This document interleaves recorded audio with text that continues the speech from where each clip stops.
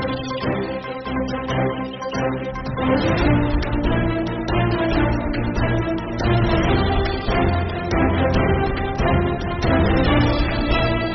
आवाज पे एक ऐसी शख्सियत से आज मुलाकात कर रहे हैं, चंद्रराज सिंघवी जी से। आप पूर्व कैबिनेट मिनिस्टर रह चुके हैं, अलग अलग गवर्नमेंट्स में रह चुके हैं। जी सिंघवी साहब, आपका स्वागत है आपकी आवाज पे। आप छात्र जीवन से आपने राजनीति जीवन की शुरुआत की।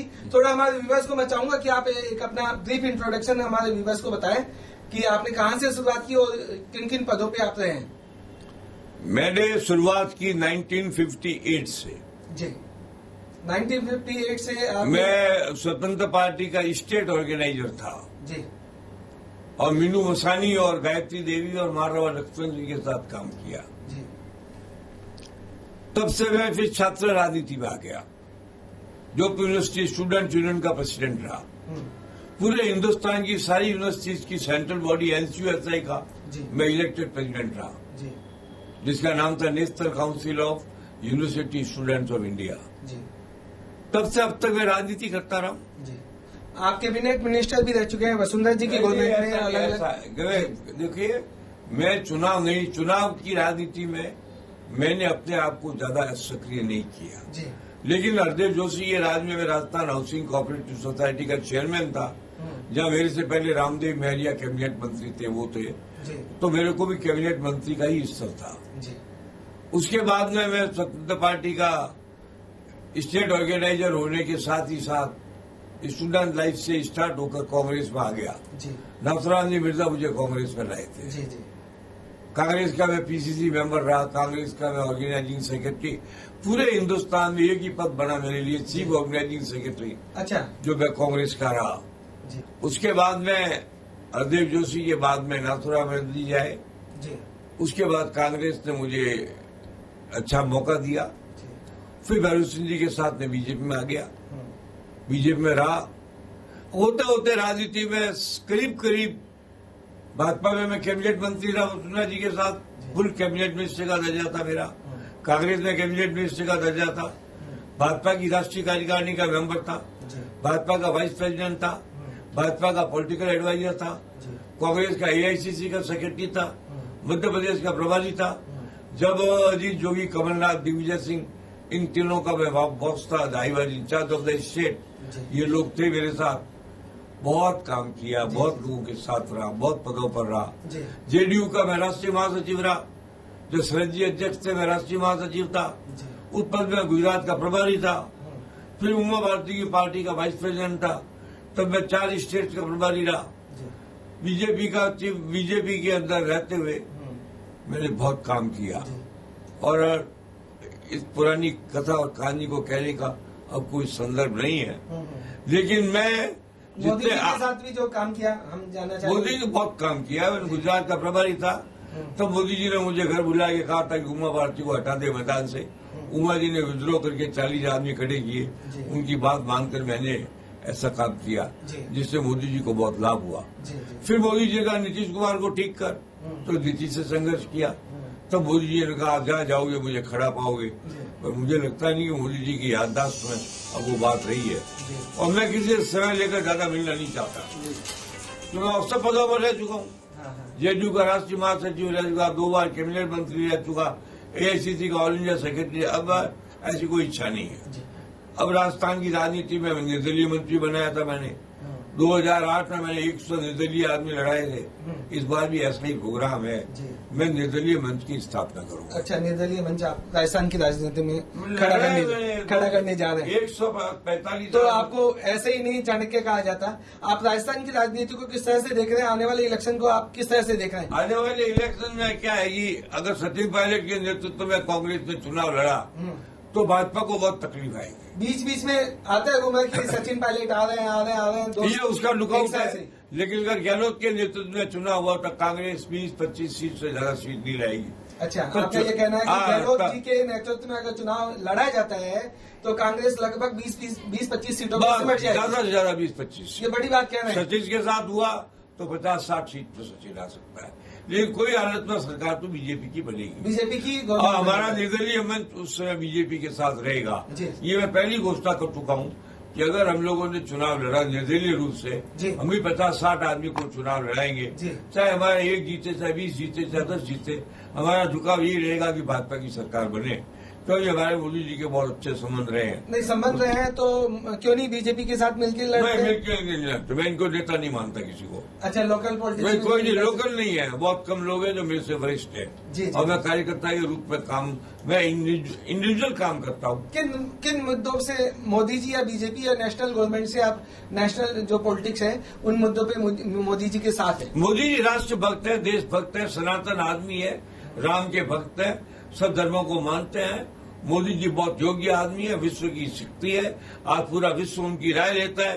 कई दुनिया में किसी देश पर संकट तो मोदी के राय का मूल्य है, चाहे वो इजराइल इजिप्ट की लड़ाई हो, चाहे यूक्रेन और रशिया की लड़ाई हो। मोदी जी बहुत तगड़े आदमी है, मोदी जी काबिल आदमी है, मोदी जी ने देश को मजबूत किया है, मोदी जी ने राष्ट्र को विश्व शक्ति बना दिया है। इसलिए मोदी के नेतृत्व को स्वीकार करने में ऐतराज नहीं है।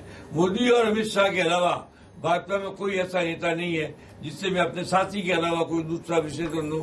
All are my friends and colleagues, not more as my leader. तो अब क्या इंडिया, भारत, मैं कहूंगा कि भारत इंटरनेशनल पॉलिटिक्स की ओर लीड कर रहा है, आप ये कहना है मोदी जी कर के रहा रास्ते? है। देखिए, भारत ने 2 बार इंटरनेशनल पॉलिटिक्स लीड की।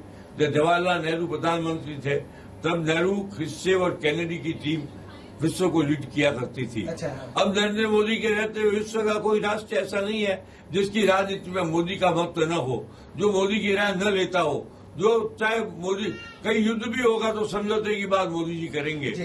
दो शत्रुओं को मिलाने का काम ही मोदी जी करते हैं। मोदी जी से बढ़िया कोई आदमी है नहीं। मोदी जी राष्ट्र के प्रधानमंत्री बने रहे, देश विश्व की बहुत बड़ी शक्ति बनेगा। आज हमारी सैन्य शक्ति का विश्व में नाम है। एयरपोर्ट हो या नेवी हो अथवा आर्मी हो, सब जगह मोदी के कारण भारत की शक्ति बढ़ी है। भारत ने कश्मीर की 370 धारा मोदी के नेतृत्व में हटाई। मोदी के नेतृत्व में राम मंदिर का निर्माण हो रहा है। Modi is Modi, there no comparison, कोई तुलना नहीं है मोदी की। आप ये कहना चाहेंगे कि कोई आसपास मोदी जी के आसपास कोई लीडर नहीं है आज इंडिया में? आसपास छोड़ो, 1 से 10 नंबर तक में मोदी है, फिर जो भी है वो 11वें नंबर पर है। अभी आज नीतीश कुमार को थोड़ा सा मौका मिल गया, सूट का गांठिया मिल गया, पंसारी की दुकान लगाने लग गए। तो ये क्या नीतीश कुमार ने बिहार में अपनी पार्टी और अपने आप को, मैं ये कहूंगा, सुसाइड मोड पे ले गए? ये मैं नहीं कहता, लेकिन नीतीश का कोई लंबा पोजीशन नहीं है। वो आज लालू के बेटे की मेहरबानी पर वो मुख्यमंत्री है। जिस दिन लालू का बेटा आंख बदल देगा 1 घंटे में हट जाएंगे, इसमें कोई मुश्किल नहीं। वो अकेला भी राज बना सकता है। 115 आदमी उसके पास है। आज बीजेपी जिस दिन ढंग से राजनीति करेगी, नीतीश तो हट सकता है। नीतीश का मत तो मैं नहीं मानता। हमारा नीतीश का बड़ा झगड़ा हुआ जब मैं जेडीयू के वो प्रेसिडेंट हुआ करते थे शरद यादव, हमारा चीफ मिनिस्टर नीतीश था, तो मैं जेडीयू का राष्ट्रीय महासचिव था। तो हमारा बड़ा झगड़ा हुआ मोदी के पक्ष में। ये मोदी के खिलाफ बहुत कुछ बोला, तो मैंने भी जेडीयू में होते हुए ऐतराज किया। इसने कहा था मोदी टोपी नहीं पहनता है। मैंने कहा गुलाम नबी का पूछो जनेऊ पहनता है क्या? इस बात को लेकर के मेरे मोदी का झगड़ा हुआ और मुझे जेडीयू के राष्ट्रीय महासचिव का पद छोड़ना पड़ा। पर मुझे उस पर कोई दुख नहीं हुआ, क्योंकि मैंने जिसके लिए काम किया वो देश का भावी प्रधानमंत्री था और बन भी गया। इसलिए तो नीतीश कुमार ने जेडीयू को खड़ा किया, क्या नीतीश कुमार का हाथ जेडीयू को खत्म करने में भी हो? ये मैंने नहीं, नीतीश कुमार का कोई, नीतीश कुमार 8 बार मुख्यमंत्री बने। अपने कर्मों से, अपने क्रियाकलापों से क्या नीतीश कुमार जेडीयू को खत्म करने जा रहे हैं आप? नहीं, ऐसा कुछ भी नहीं है। जेडीयू खत्म भी हो या नहीं हो, अभी तो जेडीयू से ज्यादा लालू के बेटे का महत्व है। उसकी बात करें तो उस समझ में आती है, वो यंग आदमी है, आगे भी उसको अवसर मिलेगा। लेकिन आज जो भी कुछ हुआ है बिहार के अंदर, इसके अंदर मोदी को, इसको नीतीश कुमार को पद तो मिल गया पर कद घट गया उसका। पद और कद की लड़ाई के अंदर ये बहुत पीछे रह गए। राजस्थान का भी यही हाल है। अशोक गहलोत सोनिया गांधी की मेहरबानी से मुख्यमंत्री तो बन गया, पर इनका कद अभी भी नहीं बना। कद नहीं बना, कद बनता है लोकप्रियता से, और लोकप्रियता सचिन की ज्यादा है, इसमें आप इनकार नहीं कर सकते। तो जो 2.5 साल का कार्यकाल रहा गवर्नमेंट में, राजस्थान गवर्नमेंट में कांग्रेस का, गहलोत जी का, तो इस कार्यकाल को किस तरह से देख सकते हैं, या आप कहेंगे क्या डेवलपमेंट हुआ है राजस्थान? नहीं, कुछ है ही नहीं है, गवर्नमेंट ही नहीं है। अच्छा, गवर्नमेंट ही नहीं, इकाई की गवर्नमेंट और गवर्नमेंट नहीं चल रही? नहीं, 3.5 साल बर्बाद हो गए प्रदेश के। ओके, आगे क्या संभावना नजर आ रही है? आगे कोई चांस नहीं है, बीजेपी की गवर्नमेंट बनने वाली है। बीजेपी की गवर्नमेंट बनने। 2 साल सरकार रहेगी या निकली जाएगी? 2 साल अब कहाँ बचे हैं साहब, 1 साल 2 महीने तो बचे हैं, उसके बाद तो इलेक्शन मोड आ जाएगा जी। कुछ मतलब नहीं है, रहेगा अशोक। सोनिया गांधी की मेहरबानी है, जब तक अशोक के हटने का चांस नहीं है। लेकिन ये उसकी पर्सनल राजनीति है, मैं इस पर कमेंट क्यों करूं? His personal politics I am not interested to comment at all. बस सचिन जी को किस तरह, सचिन पायलट को आप किस तरह से राजस्थान पॉलिटिक्स में अगले 15-20 साल की संभावना क्या देखते हैं? हाँ, पक्का वो 15-20 साल कांग्रेस को लीड करेगा। जो समझदार कांग्रेस ही उसके साथ जुड़ जाएंगे। उसके साथ धोखा नहीं हुआ तो इस बार भी वो बना हुआ ही था। धोखा दिया है, कई लोगों ने धोखा दिया है, लेकिन Sachin is a very good man, very popular, like by people, अच्छा आदमी है। बीजेपी में किसको देख रहे हैं लीडरशिप में? मेरे हिसाब से 5-6 नाम चल रहे हैं, तो 1 by 1 सब कमजोरियों के अंदर करते जा रहे हैं। और वो मिडलाइज चाहते हैं बनना, लेकिन वो कोटा तहसील के बाहर उनका प्रभाव शून्य है। अच्छा, गजेंद्र सिंह का आ सकता था नाम पर, वो उधर सोसाइटी वाले कांड में फंसे हुए हैं बुरी तरह से। वसुंधरा को तो कोई हालत में मोदी और अमित शाह पसंद करते नहीं है। रह जाकर के एंड में जाकर के मेरे हिसाब से अगर उम्र का तकाजा घट गया तो कटारिया, अदरवाइज दिया कुमारी का चांस आएगा। अच्छा, दिया कुमारी का बहुत बड़ा भविष्य है और लंबा भविष्य है, और बहुत समझदार, इंटेलिजेंट, कैरेक्टर वाली और हर तरह से योग्य लीडर है, वो बन सकती है।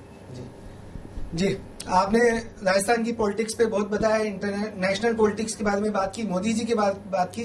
राजस्थान को अब नेक्स्ट 15-20 साल को किस तरह से देखते हैं? राजस्थान में किसकी गवर्नमेंट? बीजेपी की गवर्नमेंट ही रहेगी। 10-15 साल कांग्रेस तो राजस्थान और छत्तीसगढ़ से चली जाएगी, तब कांग्रेस शून्य में रह जाएगी। मोदी का सपना है कांग्रेस मुक्त भारत का सही हो जाएगा, लेकिन ये बहुत बुरा होगा। लोकतंत्र में राष्ट्रीय स्तर पर एक विपक्षी पार्टी होनी चाहिए, इसलिए कांग्रेस का न होना भी भारत के लिए अच्छी बात नहीं है। लोकतंत्र और प्रजातंत्र के अंदर भारत को एक ऐसी पार्टी चाहिए थी जो किसी भी हालत के अंदर बीजेपी के सामने राष्ट्रीय स्तर पर होती। अब बात करते हैं कोई नीतीश की करता है, कोई ममता की करता है, कोई किसी की करता है, इसका कोई अर्थ नहीं है। अगला चुनाव भी देश के अंदर पूरा विपक्ष संयुक्त रूप से राहुल गांधी के नेतृत्व में ही चुनाव लड़ेगा, और राष्ट्रीय स्तर पर ये रीजनल पार्टियों के लोग, छुट भैया लोग, इनका कोई प्रधानमंत्री पद के लिए दावेदारी नहीं बनेगी। एक और मैं क्वेश्चन करना चाहूंगा कि सचिन पायलट को नेशनल कांग्रेस में किस तरह की योग्यता आप मानते हैं? क्या संदर्भ में क्या कभी प्रेसिडेंट बन सकते हैं जाके? नहीं, वो कुछ भी बनेगा, अभी उम्र बहुत पड़ी है, और वो लाइक किया जाता है राहुल गांधी द्वारा। मेनका इंदिरा, राहुल गांधी, प्रियंका गांधी, सोनिया सब लाइक करते हैं, लेकिन सोनिया की कुछ मजबूरी है, इसलिए वो अशोक को नजदीक रखती है। पार्टी चलाने में गहलोत का योगदान है, एआईसीसी का खर्चा बहुत है। अशोक गहलोत सत्ता में है, सत्ता वाला आदमी साधन इकट्ठे कर सकता है, इससे पार्टी की मदद होती है, इसलिए अभी इसको हटाने की कोई बात मैं नहीं मानता हूं। लेकिन अगर कोई परिवर्तन हुआ तो फिर कांग्रेस के लिए तो सौभाग्य की बात होगी। अगर सचिन आ गया तो फिर भारतीय जनता पार्टी के लिए दुर्भाग्य की बात होगी नेशनल पॉलिटिक्स में। जी, बहुत बहुत धन्यवाद आपका। आपने हमारे व्यूअर्स को अपने विचार व्यक्त किए और नेशनल और राजस्थान की पॉलिटिक्स की बात की। धन्यवाद। आगे हम चाहेंगे इस तरह की आपकी चर्चा हमारे साथ होती रहे। धन्यवाद सर। थैंक यू सर, धन्यवाद।